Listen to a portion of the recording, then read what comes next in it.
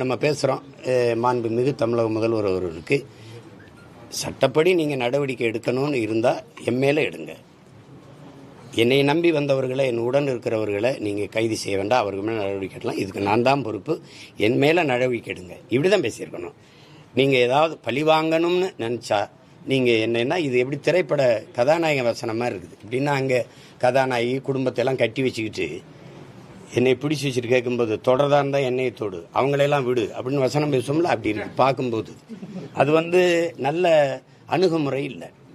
கேட்கும்போது அது எப்படி பெறும்? அந்த சிஎம் சார் அப்படிங்கிறதே அது சின்ன பிள்ளை விளையாட்டுக்கு கூப்பிட்ற மாதிரி இருக்குது. ஒரு அந்த அவர் மேலே நம்ம உங்களுக்கு மதிப்பு இல்லாமல் போட்டோம். ஆனால் உட்கார்ந்து இருக்கிற அந்த நாற்காலி இந்த நிலத்தில் பெரும்பெரும் தலைவன் உட்கார்ந்தது. ஓமந்தூர் ராமசாமி ரெட்டியார் தாத்தன், குமாரசாமி ராஜா, மூதுரிஞர் ராஜாஜி, பெருந்தலைவன் காமராஜ், பேரறிஞர் அண்ணா போன்ற பெருந்தலைவர்கள் இருந்த ஒரு இடம் அது.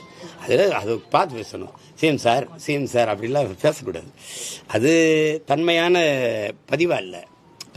அது